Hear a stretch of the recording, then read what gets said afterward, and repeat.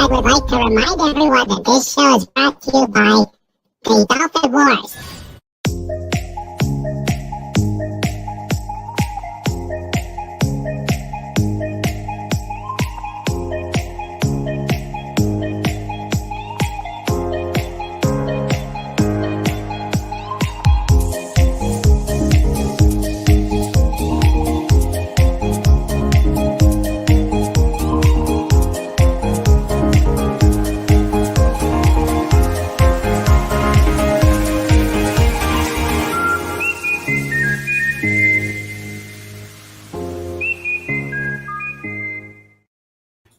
Good evening, everybody. Welcome to Surfside Chat on King Dolphin Television.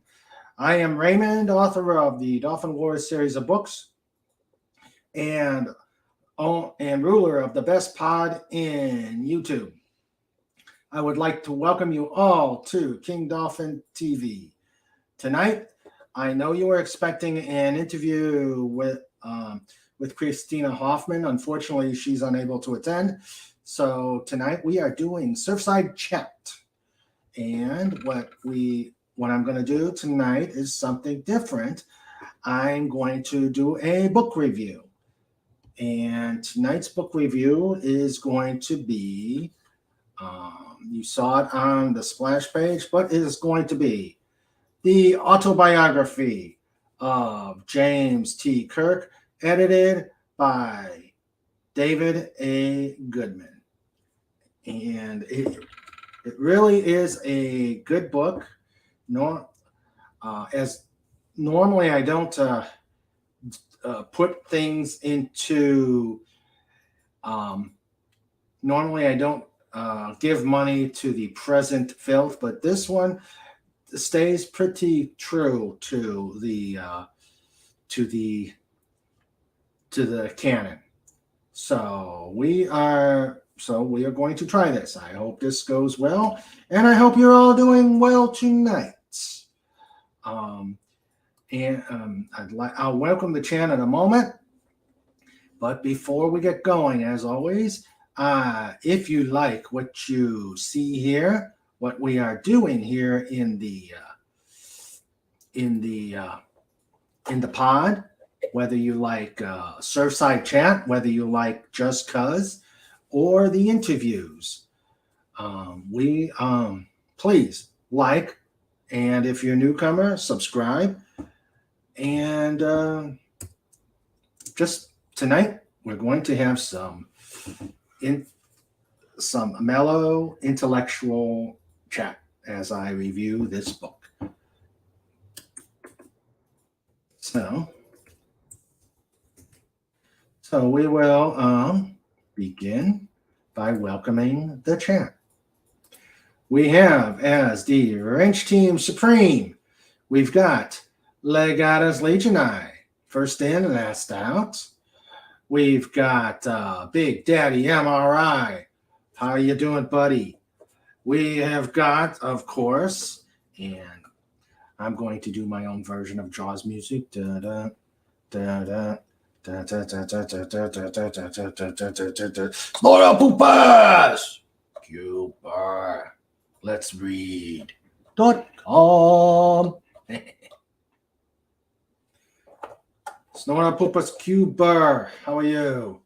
And then we have, you know him, you love him, you read about him. We got Pudgy the Hedgehog. And he says, why? No, we're not telling Pudgy the Hedgehog. We can't have King Dolphin TV show without a visit from Pudgy Hedgehog. And he says, and this is the only one, why do puppy dogs swim so well? They are good boys. All right. Okay, so we've got, and now we'll go into the chat. We've got, right now, we've got SP4H, and we have the amazing official graphic designer of King Dolphin TV, Fet for hire. You know, I got to give you a wrench, Fet. I got to give you a wrench so you can put your stuff in. Let me do that right now. Let's see. Fet. I know. There. I've paid you back for all the I've paid you back for all the stuff you've picked on me. Especially that last picture. So now, welcome, Fet for hire to the core of the wrenches. So, okay.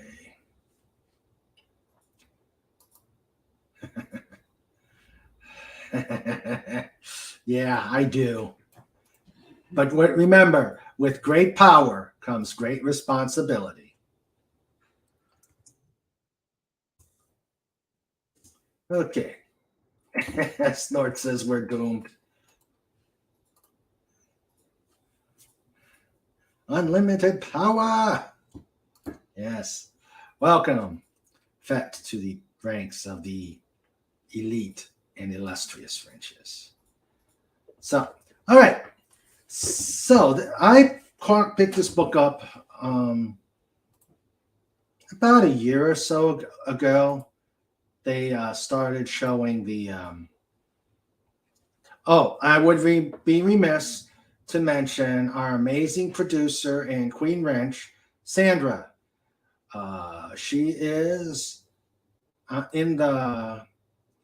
she's in the background watching because YouTube, I guess, is doing some shenanigans, and as they're doing shenanigans and keeping her from coming on and chatting. So please say hello to Sandra, and she's back here watching out for me. Okay, so this book is, again, the Autobiography of James T. Kirk, edited by David Goodman. Mr. Goodman is an American writer, producer, and president of the Writers Guild of America West. He's been a writer for several television series, such as the Golden Girls. His first job was Futurama, where he was a co-executive producer and wrote the Star Trek parody episode Where No Man Has Gone Before. Where No Fun Has Gone Before, and Star Trek Enterprise.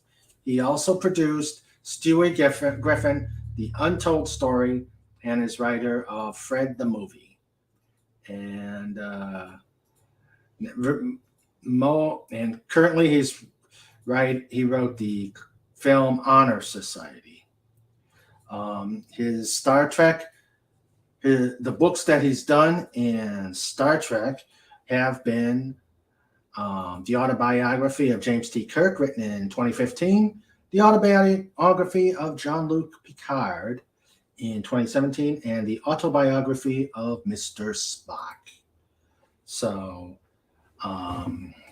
he is well versed in the Star Trek universe, and that's a little background on him. I'm going to read real quick a little snippet of the introduction. It is a foreword by Dr. Leonard McCoy. He says,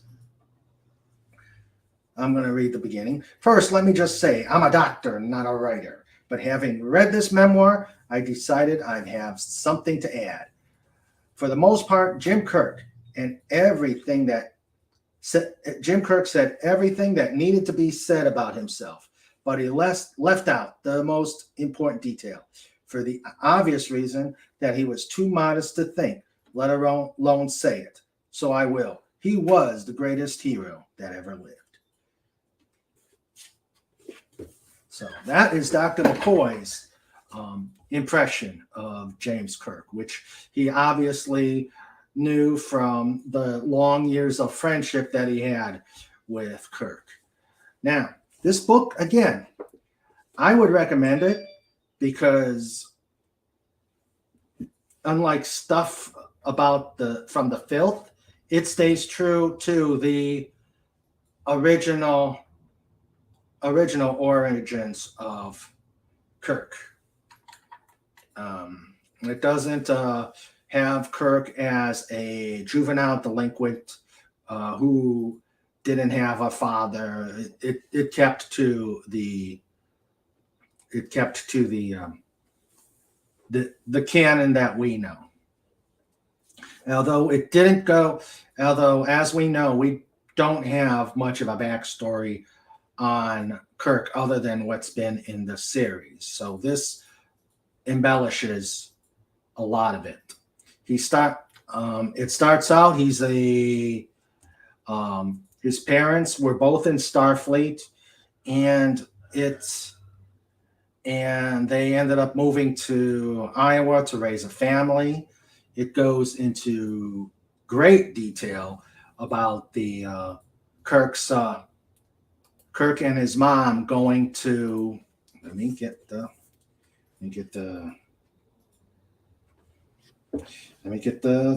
books. I don't have an encyclopedic memory. So Tarsus 4. They had great detail about Tarsus 4 and his exactly, Legatus. This is Kirk from the original series and not the Kelvin timeline. Yes. And please, if you've got questions, if you've got statements, put them in there. And when I get a chance, when I pause, I will put out your chats. But yes, it went into great detail about stuff like the massacre on Tarsus 4, where he met up with Kodos the Executioner, and what happened there.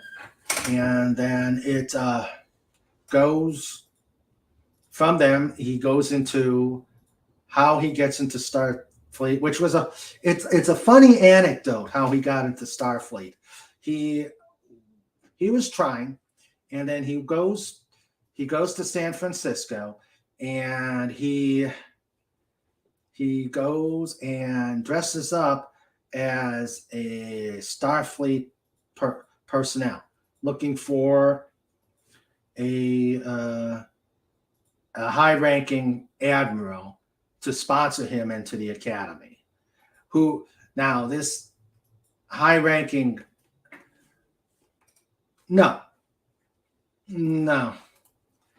Kirk didn't drive his uncle's antique van off a cliff. No. He actually saved, when he was a boy, he actually saved a Tellarite ambassador from an accident.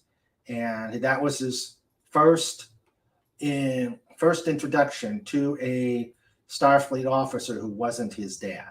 So what happens is he goes to Starfleet, dresses as an ensign, totally violating regs, but we know that's Kirk, and goes and wants to pass a letter asking for a recommendation, and found a very friendly female Starfleet officer known as Ruth, who helped him out. So that was one of the funny anecdotes that Kirk had in the excuse me.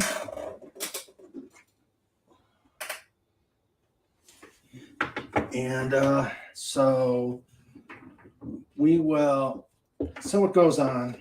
It goes into his time in Starfleet, his misadventures with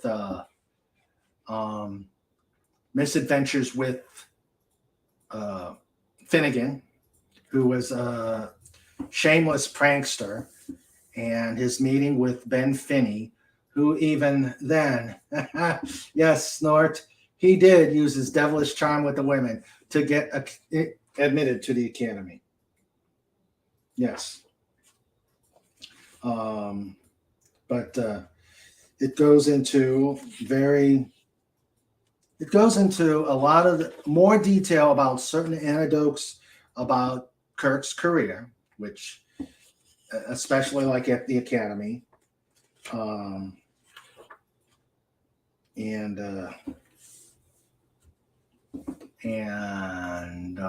It's very intriguing. When he was at the academy, Finney tended to help him to go into, help him survive the pranks that Finnegan did on him. And then it goes more into Finnegan's, it goes into detail about Kirk and Finney being stationed together on the ship where Kirk finds the open panel, the open circuit breaker that it shouldn't be open, and closed it up. Yes, Finney and Finnegan. Snorter Poopa says, Finney and Finnegan sounds like an Irish conspiracy. Yes. Yep. Here is a quote from when they first go to the Republic. That's it. That's the Republic, Ben Fitty said. We were in a shuttlecraft, 2 newly minted officers, packed in with some enlisted crew member, crammed up against the porthole trying to get a glimpse of our first assignment. Through my sliver window, I could see the USS Republic, an old Baton Rouge starship. As we passed its engines, we noticed mismatched paneling that indicated an extensive history of repair work. It was a beaten-up rust bucket, and as an ensign assigned to engineering, it was in no way a glamorous posting. The review board had not only let me graduate, they gave me a commendation for original thinking. Only one admiral opposed, Comac. He stuck to his opinion that I violated the spirit of the test, but had been overruled. However, he had his own avenue for punishment. He was head of the committee in charge of posting cadets to their first assignments. So that's how Kirk and Finney ended up on the Republic. Yuck. No. Forget about it.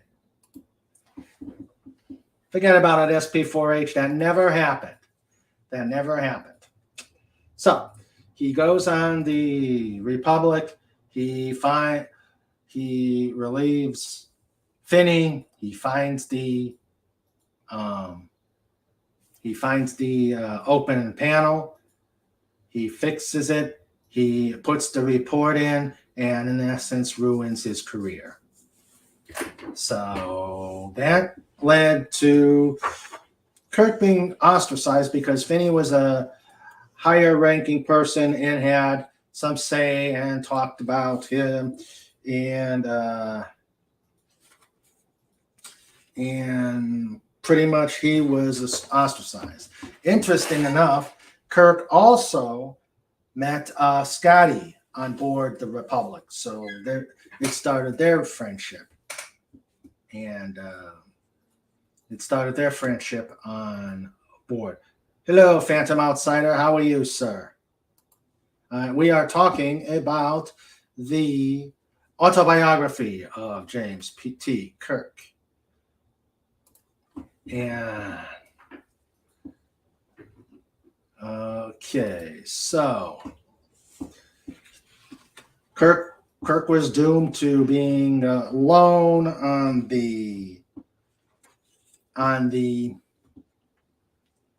board the Republic until, let's see,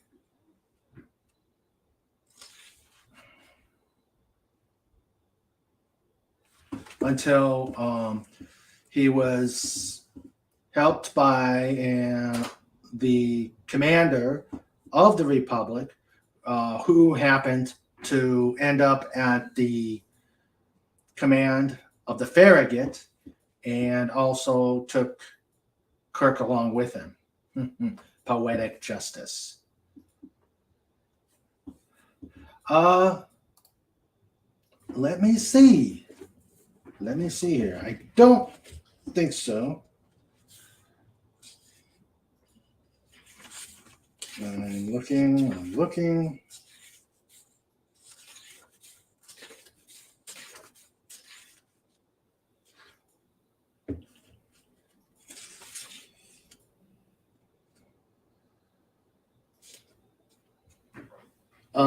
Let's see. He actually he says, I decided the central problem of the Kobayashi Maru was really about figuring out how to beat the test. I took it very personally. Felt it was an insult to all the work I'd done. I just couldn't live with the failure. So with Ben's help, I would reprogram the simulation. Thus, the third time I took the test, I rescued the Kobayashi Maru and escaped the Klingons. It caused quite a stir. I was able to keep Ben's name out of it. No one knew the reprogramming was beyond my ability. And I was called before an honor review board for cheating.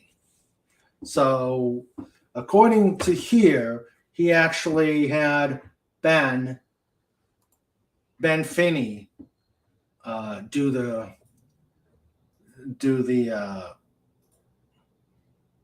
reprogramming. So, Phantom Outsider says the book's Kobayashi Maru, he reprogrammed the simulator. According, again, this is after that. It was a case of Ben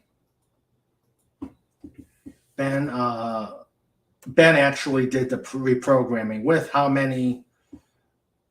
with whatever results. Phantom Outsider says, when he said Captain James T. Kirk, the Klingons in the simulation said, the Captain James T. Kirk, how can we assist you? Yeah.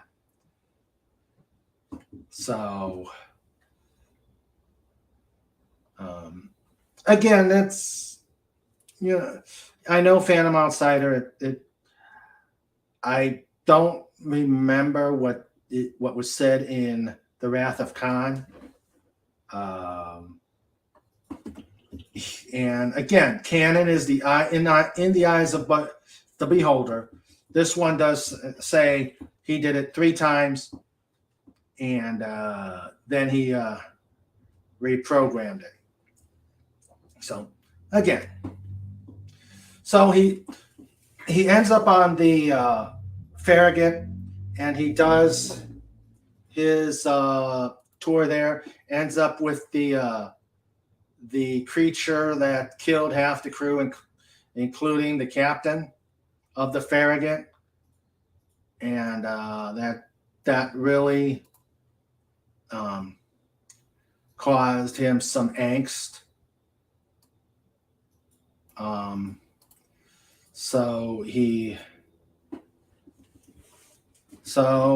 It continues. Then they go into a lot of detail about how he took over the Enterprise.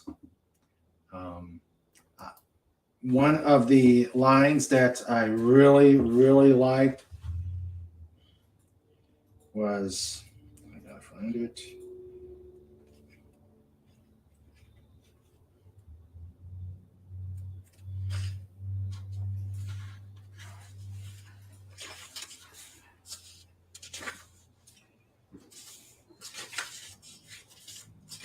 And it does go into the Kirk, Carol Marcus.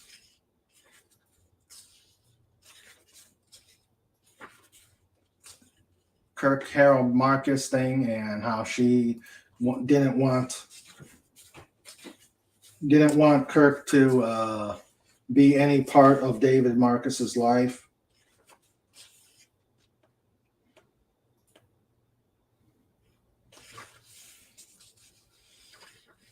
And then, let's see, I'm looking.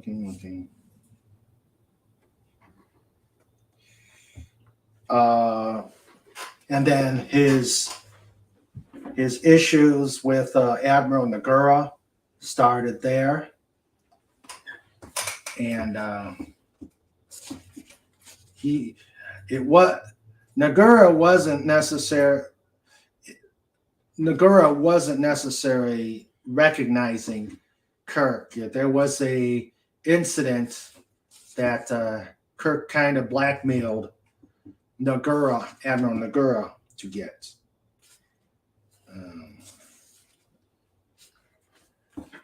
Let's see.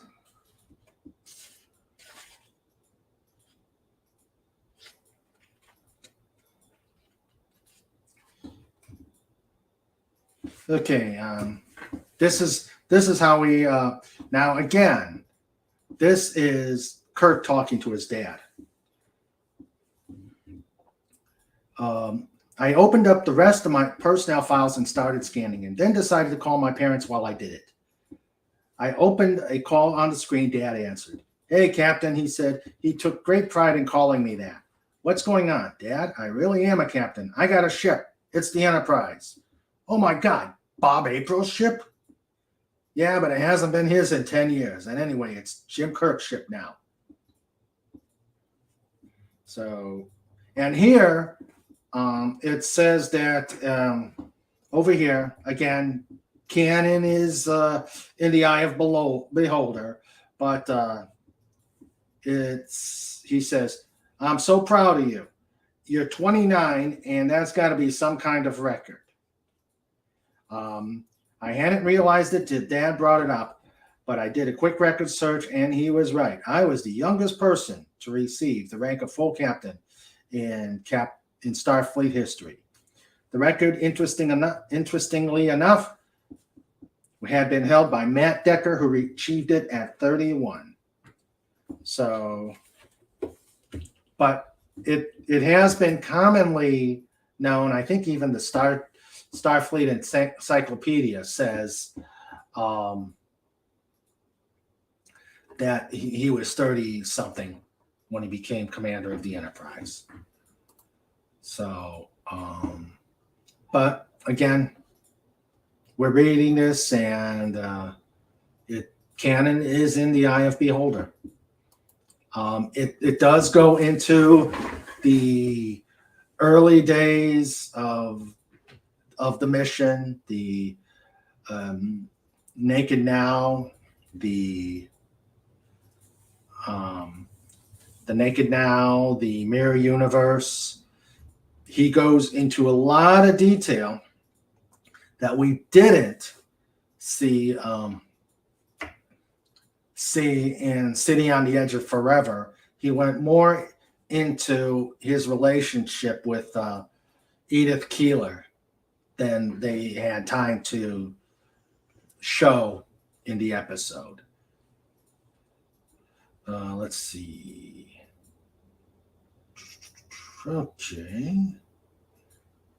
Snorter Poopa says, "Of course, there was the incident where my RPG character reprogrammed the transporter to beam all the female midshipmen without their clothes. Didn't get a commendation for that, though." Well, Snort. People have different ideas. Let's see. Old Man says, "And hello, old man." And Pudgy welcomes the old man. Yes, it does go into the death of Captain Garavik. Phantom Outsider says, Kirk was actually 6 months younger than 30, as he was in a medical coma from injuries suffered, but the paperwork was already done. That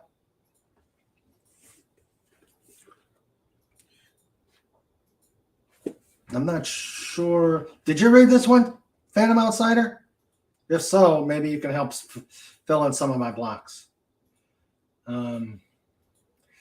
Okay.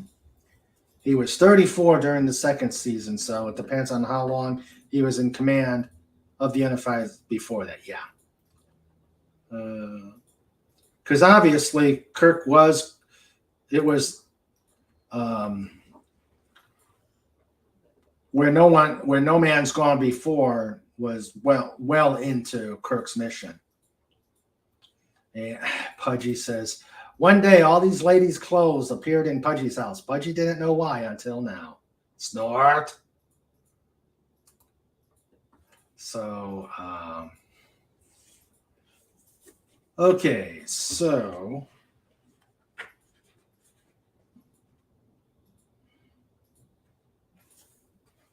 let's see. Then they go talking about Ben Finney's issue. One of the things that this book does go into is it's Kirk. Court martial was not the last that he saw.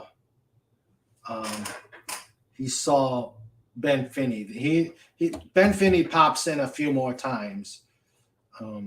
He ends up on a penal colony, and it still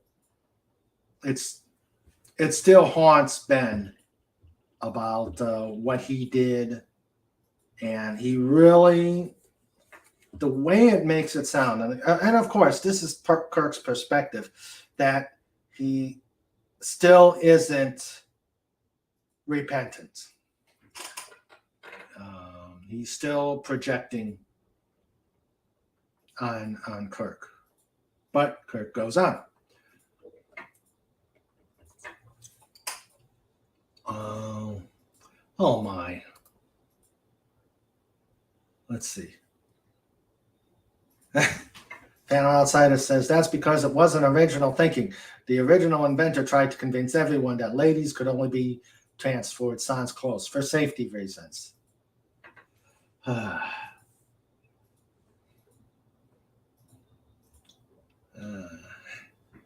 And the socks appear every third Thursday. Pudgy nods. All right. So we continue. Oh, I love some of the photos in here. How do you like that for an old version of Kirk in his academy?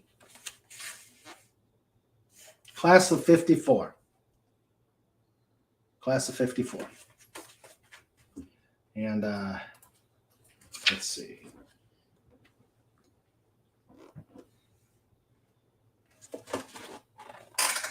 There's his travel pass to Tarsus 4. Kirk and Gary Mitchell, and his diploma.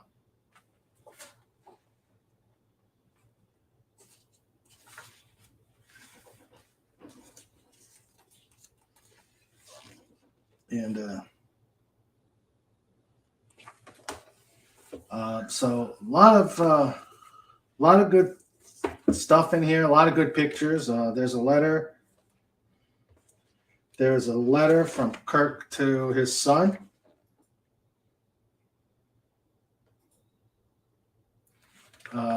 Written when he was 7. There's a picture of Carol Marcus and David. And of course, the big 3. Taken at Yosemite.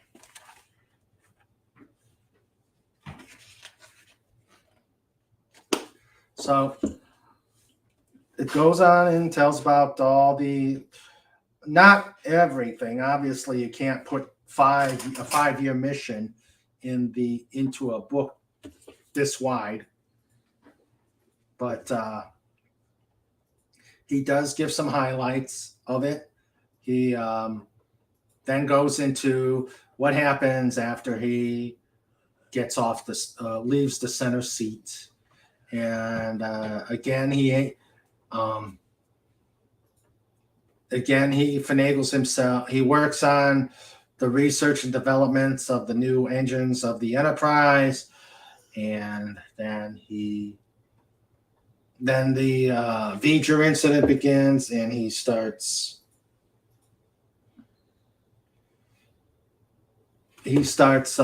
going finagling his way onto the refit Enterprise, where he, as it's known in the movie, that he's wanting because he hadn't been part of the project for a long time. Yeah, he got hired he got promoted to admiral, but you tend to be out of the loop when it means running a starship. I mean, they could have at least made him a Commodore or something like that and let him keep a starship. So all in all,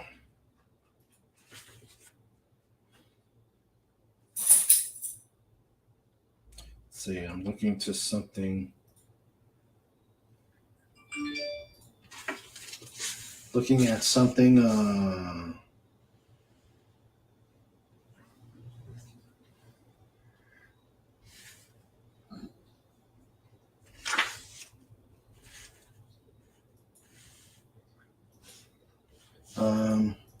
He has run-ins with Core several times.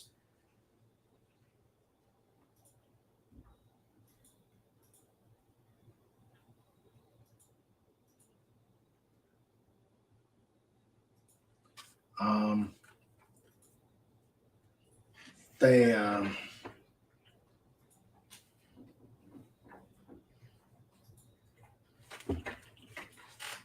and they run into the Core. He runs into Core several times. And in fact, here is a paragraph of the aftermath of talking to Core. We had intelligence that the Klingons were building new ships. This, however, is a complete surprise. Do you think this is a result of them straining their resources to keep up with our defenses on the border? Who knows? And who cares? This doesn't concern us. I felt, however, that it did. I also suggested there was a opportunity. The Klingons wouldn't reach Romulus for another 24 hours. They were about to engage in a war that would cost millions and even billions of lives. It seems like this gave us leverage on both parties. But Nagura wasn't interested. It's a moot point. The Prime Directive says we can't interfere with the internal politics of another government. So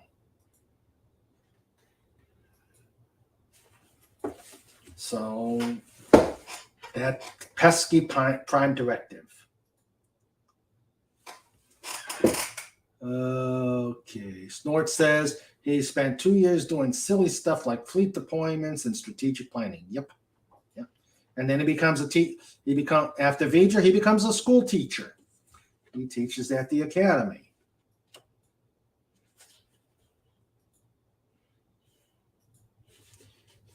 And here is the last. Here's the last meeting he has with Ben Finney. He's at the New Zealand penal colony. Ben Finney was much older and thinner. When he saw me walk in, he immediately excused himself from the group, came over, and quietly said hello. He was not unfriendly, just reserved. I asked him if we could go for a walk. We took a stroll on the lush grounds. You'll be getting out soon, I said. Do you have any plans? Jamie and her wife live on Benicia. They offered to let me live there with them. Ben's wife, Naomi, passed away several years ago. I didn't bring her up, but I gathered they had not stayed in touch. If there's anything you need, I said, please let me know. Ben stopped. Jim, I appreciate you coming. I appreciate your forgiveness. I have a sickness. Let me, and it led me to hurt a lot of people. But I guess what I'm saying is, It would be easier if I didn't see you again. Okay, I said, but I wanted you to know I don't think I would have become the person I would have been without your help. I wanted to say thank you. Ben nodded. I think the pain of his own actions kept him from being able to embrace my appreciation. We shook hands and said goodbye. So that was the last time he saw Ben Finney. And then it went into right after that, he goes and does the undiscovered country things. One thing it did not mention in here are the events of Star Trek V, which leads credence to the fact that it could have been a dream of James Kirk. Who knows? So that is the autobiography of James T. Kirk. I just reread it about a month or so ago. I liked it. It's because it didn't take any of the filth and didn't do the Kelvin timeline, and it didn't do any of the timeline. It did its best to keep with the canon of the original series and the movies, and I did like it. It's an entertaining read, and at times very intriguing. So I recommend it. It's the autobiography of James T. Kirk, and I hope you like the interview. So let us go through the chat, and because one of the things I want to do on Surfside chat is to just have a chat with my friends here, and just have fun one-on-one, and see what mischief we can get into. Let's see.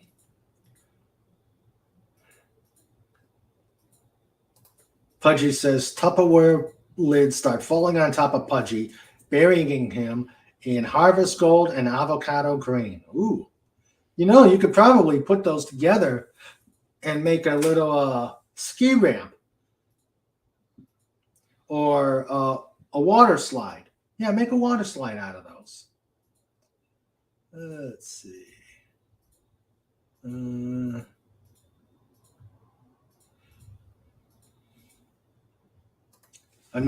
one novel, it said that Kirk suffered an injury among other injuries and was in a med bay. It didn't go into a lot of his injuries here. It did go into his friendship with Gary Mitchell. Obviously, his friendship with Spock and McCoy, and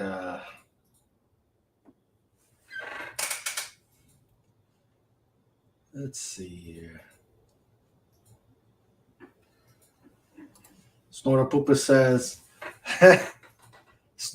says it was a nightmare induced by an overdose of McCoy's beans and whiskey recipe combined with a bad batch of marshmallows. Oh my. That would explain a lot, Snort. That book proves time travel is real, as Kirk hasn't even been born yet, and also shows that how he knew the right move to make.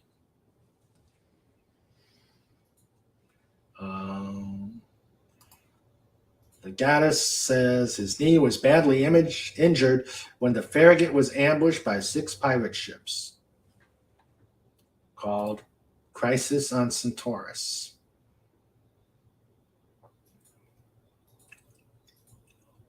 When Kirk was a 22-year-old ensign on the Farragut. Yep. I do enjoy the the Star Trek books. It's been a while since I've read one of them. Obviously, I've been busy with other things, Dolphin Wars. So I haven't had a chance to read a lot of, get back into reading Star Trek books. But I thought this would be a good way to review a book, to get a book review out there. Again, I liked it. I'd recommend it. And I hope that you liked this interview. Is that interview reading? Reading. Hold on a minute. What was that? It's not an interview, it's a reading. Oh, I'm sorry. Review/reading. I thought I could have sworn I said review. But oh well. Actually, I'm interviewing myself. Raymond, what did you think of the book? Oh, snort. Snort. Probably a lot. Huh? Probably a lot. Yeah. I wonder how much sickbay time Kirk logged undergoing Spurpees treatments. Sandra had said probably a lot. When you can read your own autobiography, it helps to make sure you avoid any pitfalls in the future.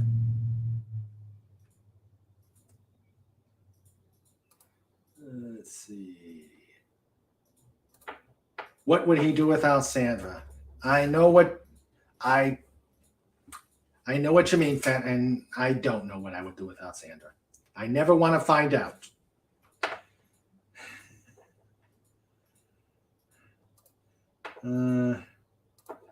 But then, is it called a memoir when you write it about yourself? Yeah.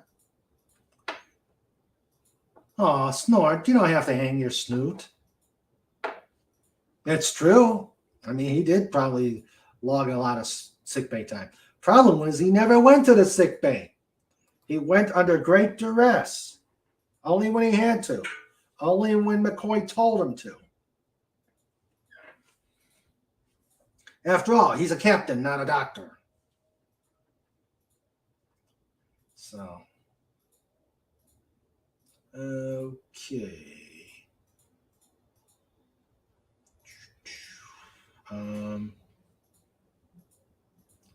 Any guys out there? Let's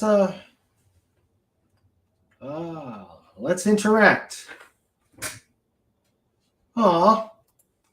Pudgy says, no Sandra equals sad time. Quick, buy her donuts. All right, let's get her donuts.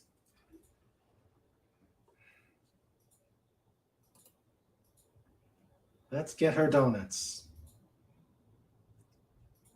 Speaking of which, I'm still working on her carrot cake. Nom, nom, nom, nom.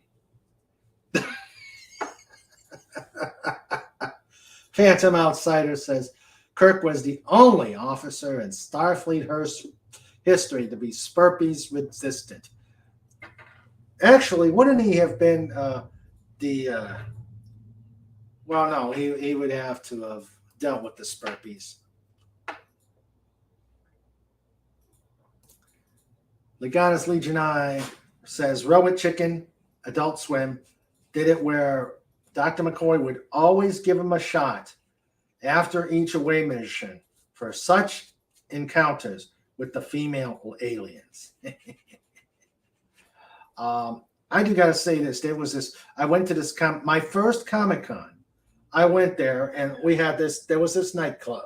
There was this set that was made as a nightclub.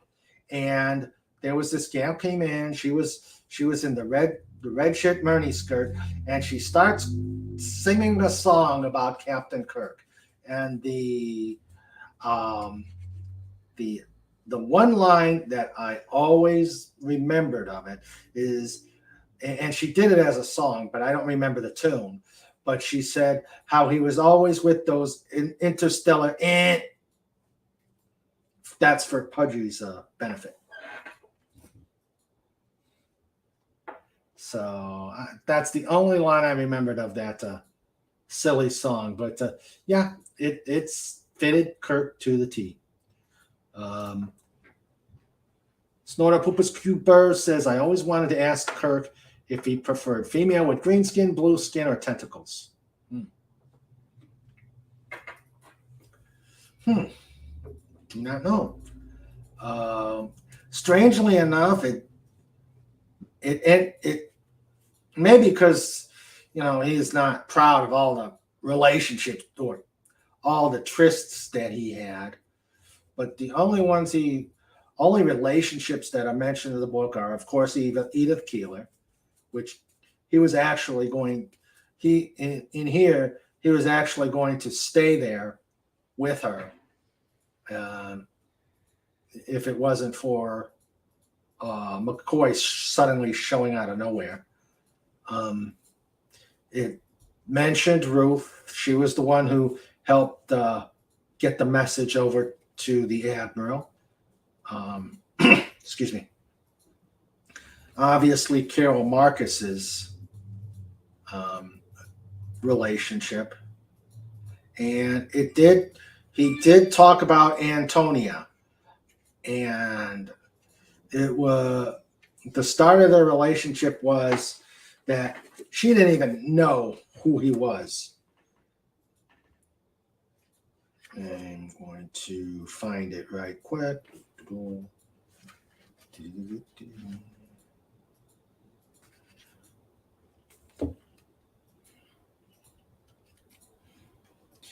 Okay, I'm finding it. Finding it. Okay.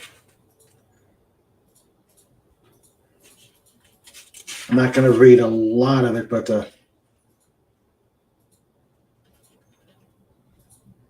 he moved to this farm, and then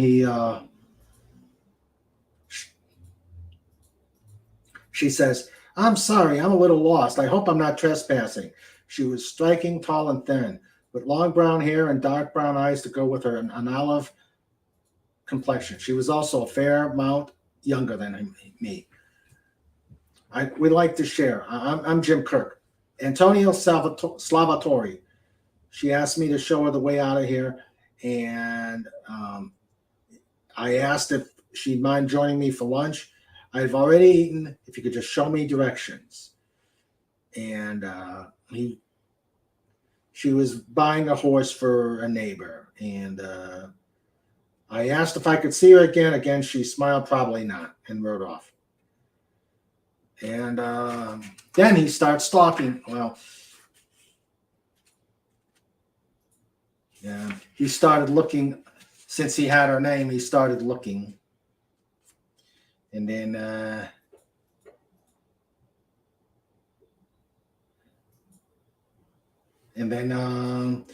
she's over there thinking that he's stalking. And then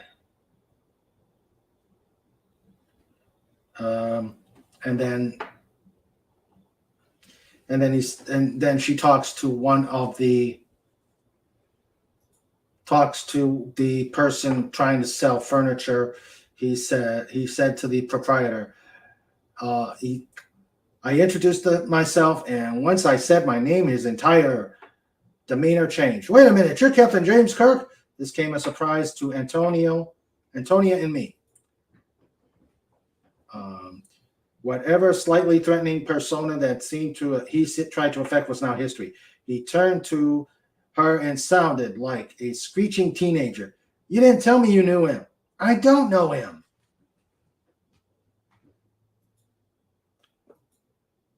So.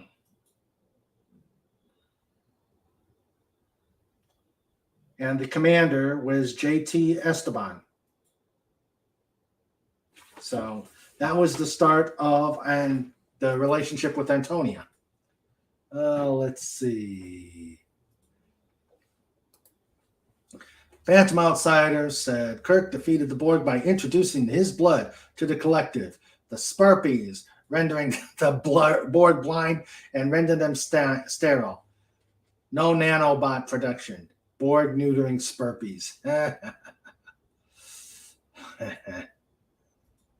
How did he hook up with the Borg?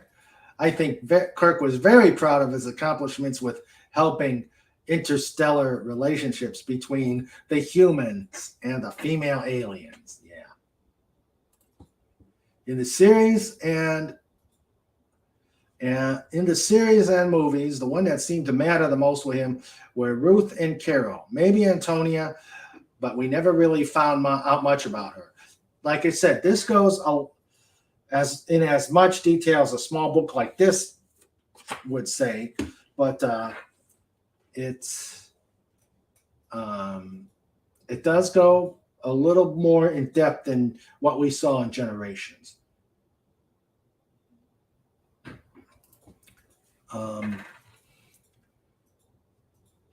Phantom Outsider says he likely would have taken Miramani with him if she hadn't died. She got stoned. The lesson: never get stoned. Yeah, Miramani. Let's see. Strangely, in all the novels I read of all the womanizing Kirk did, Spock was the one who had more offspring as the result of such away missions. Interesting.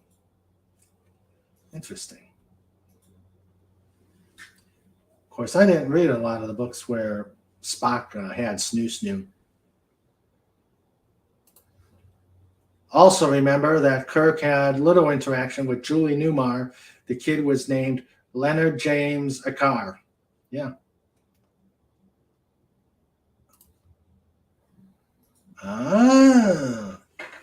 That's interesting. Spock had Tsar with Zarabeth and again with Savick.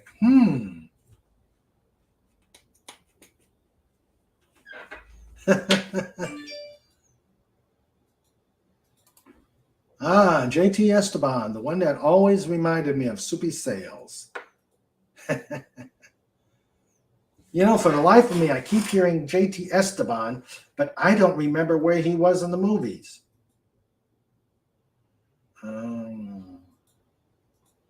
I do not remember.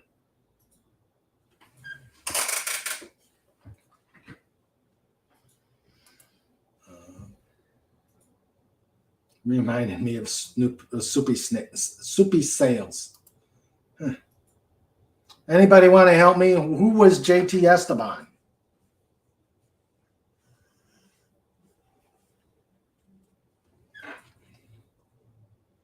Okay. Okay. He was the captain of the Grissom. Shows how memorable he was. Beams down Savick and David and gets his ship blown up. Yeah, he's real memorable.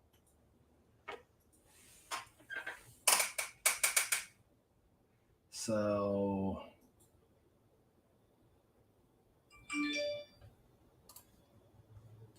okay.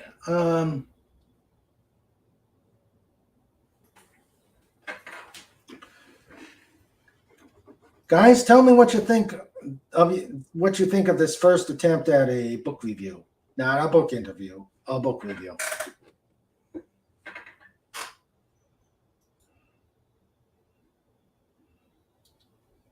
So,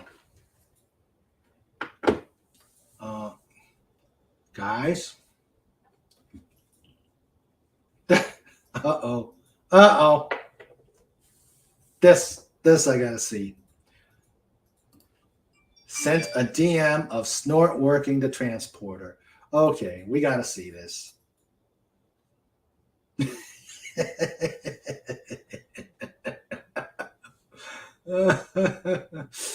Fat, you got to send that to me, but I'm going to show it. I got to show it to you. Hold on. Okay.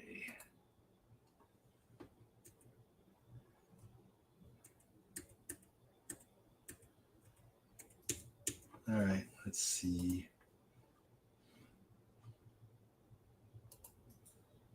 Leave it to Fed for Hire. Leave it to Fed for Hire to do one of his specials. Oh, come on.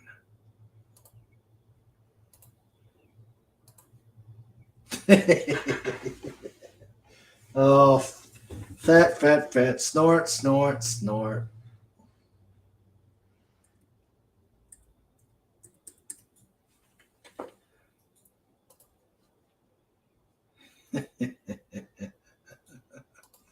Oh, fat, snort, snort, snort. I think I'll leave this up. Let's see. Fat liked it.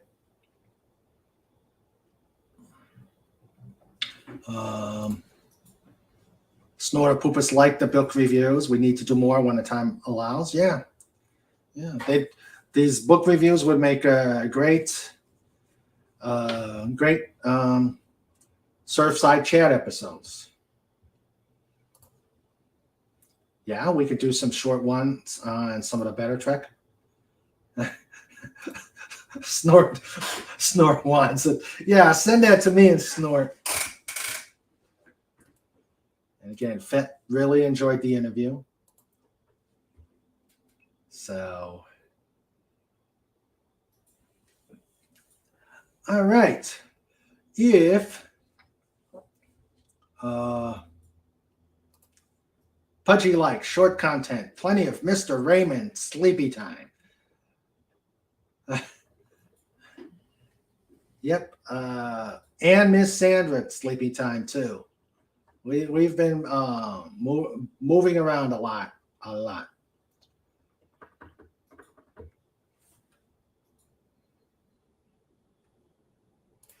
Old man says, I bet you do want the transporter. Fett says, I have to give Snort my coordinates so he can send all the Trek cuties to my place. Fett. Bounty collected, huh? Fett? Good for when you don't have an interview or a special topic. Yeah, that's what I was thinking too. When I brought this out. Maybe next time we'll pull out the old Star Trek encyclopedia and do some reading out of there. So, okay.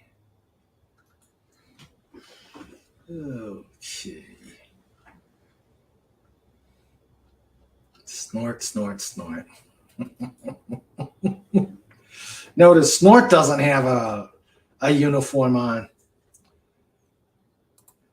Yes, there were so many Trek cuties.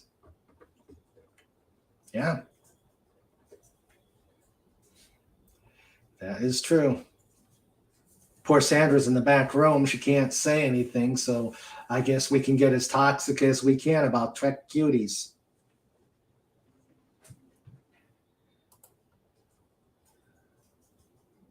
Okay.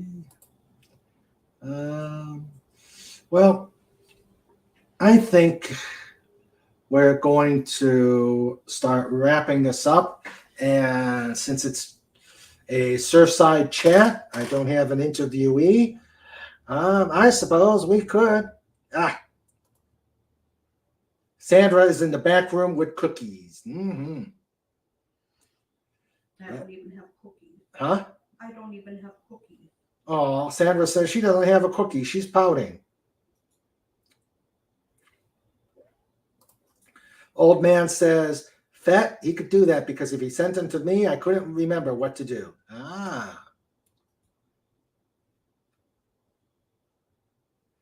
Hey, old man, I need to get your DM. I got to send you something.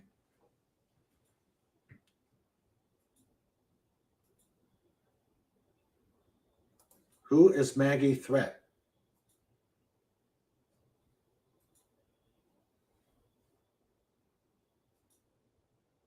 I don't know who that was. Uh-oh. Legata says, Sandra is locked in the back room.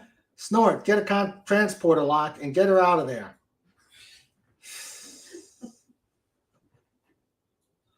Oh dear, oh dear. Just make sure she keeps her clothes on, Snort. Oh, okay. One of Mud's women. Yeah. Snort says, my RPG characters were Wrath of Khan era, then post-Dominion War. But Captain Snorter Puppet would be TOS era. Okay. And Snorter Puppet says, deal. All right. So, since we've done a little mini chat here, we've done a book review. Again, get the book, read it, like it. And might as well move on to you know what.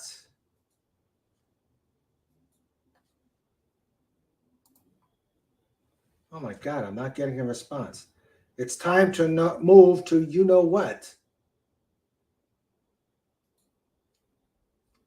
Fine.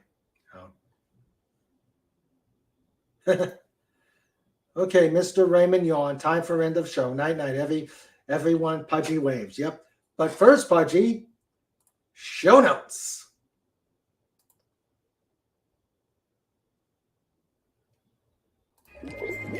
It's time for show notes. It's time for show notes. It's time for show notes. With Mr. Raymond and Sandra too. It's time for show notes. Done. I don't know, Legatus, how often we'll do it. Primarily, they're going to be during Surfside chats, where I don't have an interviewee come in or something fell through. But we'll figure something out. Putty Hodgehog says, yay! We need to get Red's suggested novel. Yeah, we can do that. All right, show notes. On the 9th, a week from today, we're going to do our Veterans Day program. We're doing it on the 9th because Veterans Day is Friday the 11th, and that conflicts with a lot of programs. So I decided we'll just do it on our normal Wednesday, and it will be a Veterans Day. I already have one person confirmed as a veteran. I'm looking for two or three more vets to join the panel. So let me know.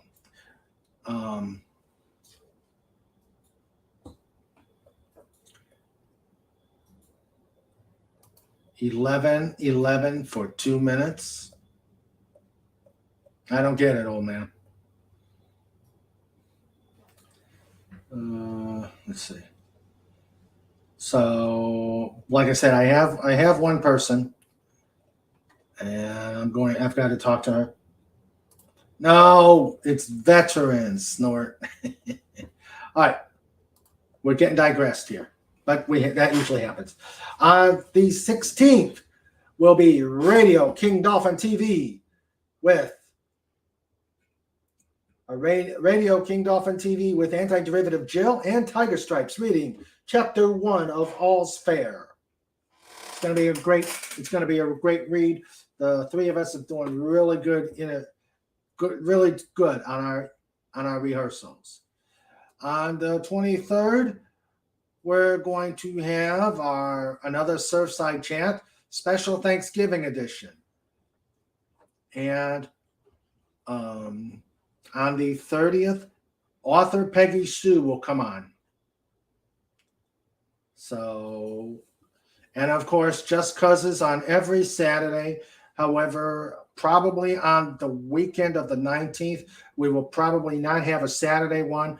We will probably have a Sunday one, as I have a commitment that evening.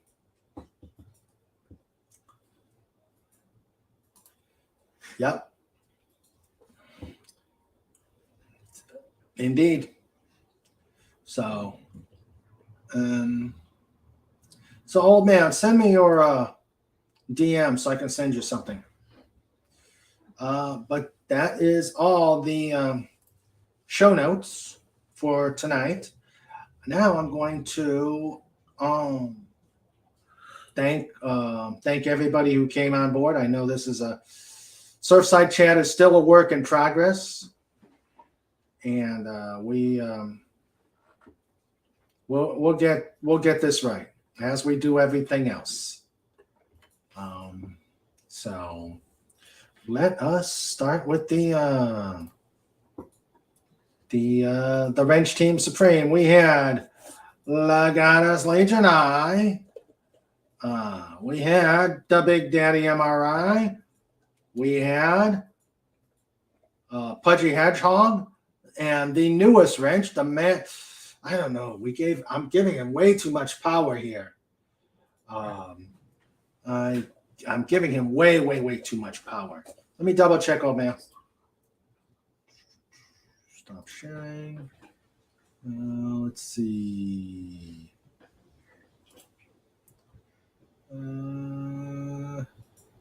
Let's see here.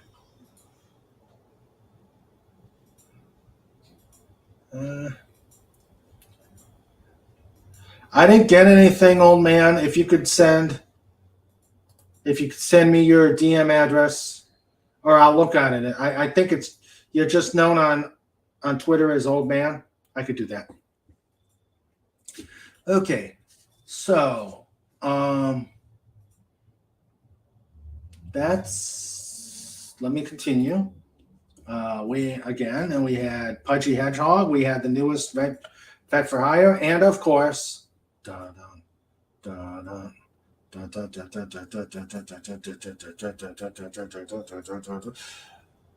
Poopas Cooper.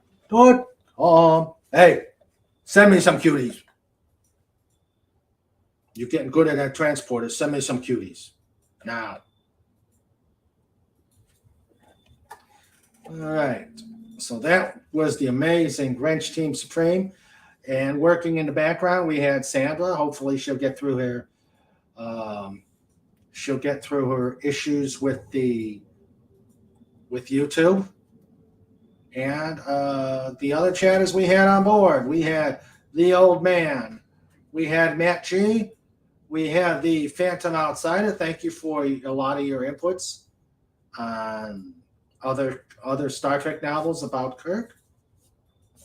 And we had SP4H. Thank you for coming. Legata says, Twitter, what is that? It's been in the news for some reason. Yeah. And Fed for Hire says, Hail Sandra. Yes, Hail Sandra. Everybody put a Hail Sandra out there. And Pudgy went to bed already. Oh, well. The official hedgehog of King Dolphin TV is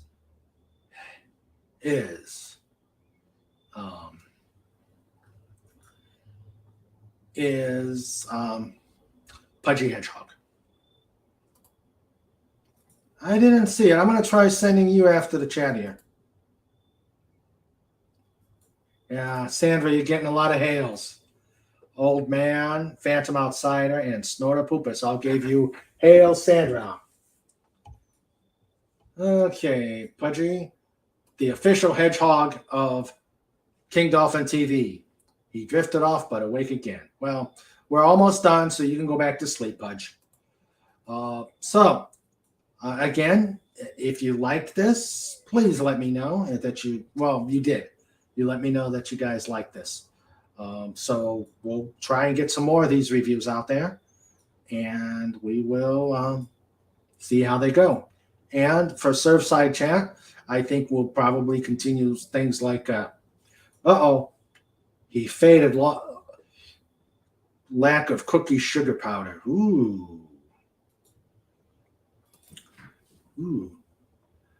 that's not good. Someone give Pudgy a cookie. So, all right, this Saturday we're gonna have a Just Cuz, regular Just Cuz. The Saturday after we're gonna have a theme. start thinking about Pirate Night will be the theme for the one after this week. So, all right, everybody, you have a good night. Be safe, be healthy, and we will see you on Saturday for Just Cuz. Let's continue to make some waves. Good night, all.